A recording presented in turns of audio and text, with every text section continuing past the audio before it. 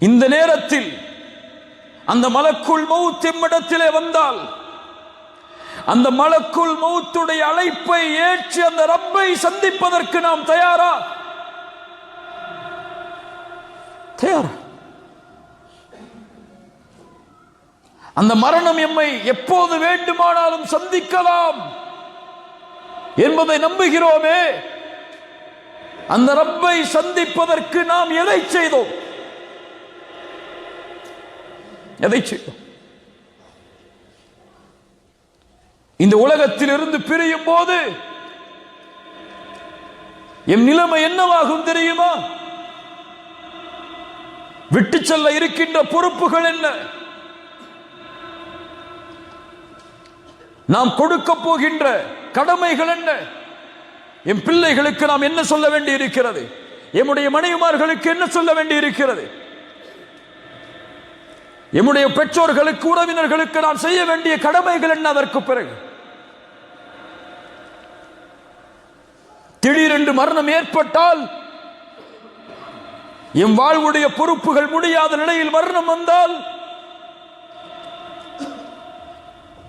என்னாகும்? ரசூலுல்லாஹி ஸல்லல்லாஹு அலைஹி வஸல்லம் அவர்கள் சொன்னார்கள், நல்ல காது கொடுத்து கேளுங்க. ரசூலுல்லாஹி ஸல்லல்லாஹு அலைஹி வஸல்லம் சொன்னார்கள், ஒரு முஸ்லிமுடைய கடமையில் ஒன்று 3 நாட்கள் கழியக்கூடாது. தன்னுடைய வசியத்தை அவன் எழுதி தன்னுடைய தலைமாட்டில் வைத்திருக்காமல், இது சுன்னா இல்லையா? என்னுடைய வசியா இருக்கிறதா? இப்போது வாங்கிய கடன்கள் என்ன? வாங்கிய அமானிதங்கள் என்ன? எம்மிடத்தில் இருக்கின்ற பொறுப்புகள் என்ன? எம்முடைய செல்வத்தின் அளவு என்ன என்ற வசியா யாரிடத்தில் இருக்கிறது? முஸ்லிம்களிடத்தில். சுன்னாவை பேசுகிறோம், சுன்னாவிற்காக வாழ வேண்டும் என்று சொல்கிறோம். எங்கே நபியின் இந்த சுன்னா? ஒரு முஃமினுடைய தலைமாட்டில் பதியப்பட்டு இருக்க வேண்டும். அவனுக்கு இருக்கக்கூடிய பொறுப்புகளும் அவனுக்கு இருக்கக்கூடிய கடமைகளும், குறிப்பாக கடன்.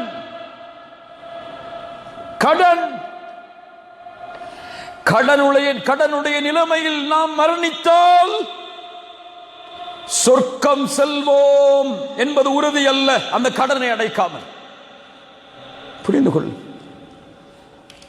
கிரெடிட் கார்டை பயன்படுத்துபவர்களே அறிந்து கொள்ளுங்கள்,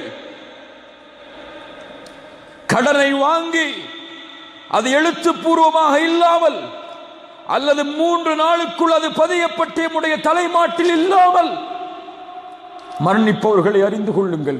ரசூலுல்லாஹி ஸல்லல்லாஹு அலைஹி வஸல்லம் வருகிறார்கள். ஒரு ஜனாசாவிற்கு தொழுகை நடத்துவதற்காக வந்து கேட்டார்கள், இந்த ஜனாசாவிற்கு கடன் இருக்கிறதா? நபி தோழர்கள் சொன்னார்கள், ஆம் யா ரசூலல்லாஹ், ஸல்லு அலா சாஹிபிக்கும்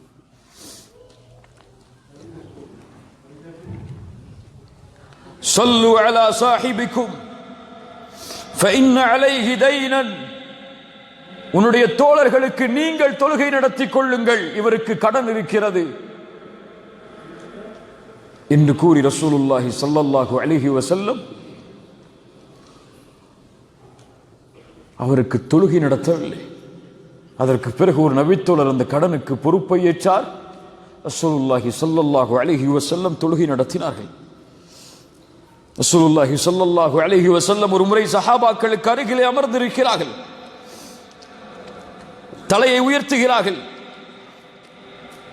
அவருடைய நெற்றியில் கை வைத்தார்கள். அதற்கு பிறகு சுப்ஹானல்லாஹ், எவ்வளவு கடிமை இறங்கி இருக்கிறது. சஹாபாக்கள் சிறிது நேரம் கழிந்ததற்கு பிறகு கேட்டார்கள், யா ரசூலல்லாஹ், என்ன கடிமை இறங்கியது?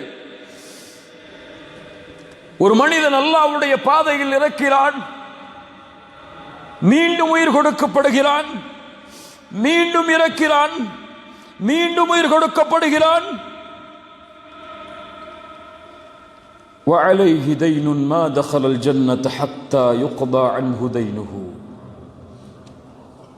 இப்படி ஷஹீதானாலும் அவனுக்கு கடன் இருக்கிறது, அவன் சொர்க்கம் நுழைய முடியாது இந்த கடனை குறித்து தீர்ப்பு கொடுக்கப்படாமல்.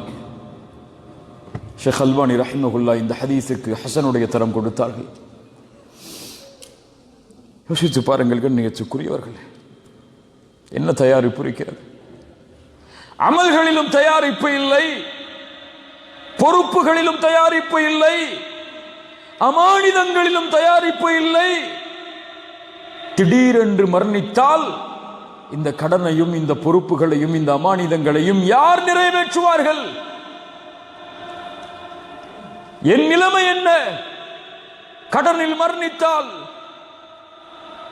என் பொறுப்புகளை நிறைவேற்றாமல் மரணித்தால், அமானிதங்களை ஒப்படைக்காமல் மரணித்தால் உங்கள் நிலைமை என்ன?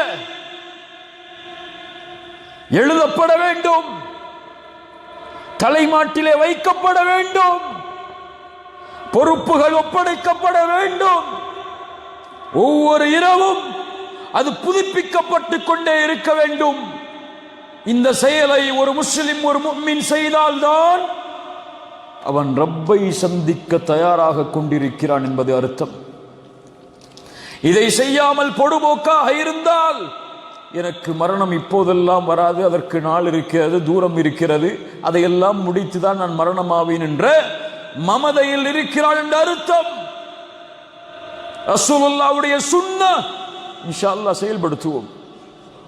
எழுதுங்கள் பொறுப்புகளை, எழுதுங்கள் உங்களுடைய செல்வத்தை, எழுதுங்கள் அமானிதங்களை. எழுதலாம் யார் உங்களுடைய ஜனாசாவை குளிப்பாட்டுவது, யார் உங்களுடைய ஜனாசாவிற்கு தொழுகை நடத்துவது என்பது முறை என்பது வரை வசியாது.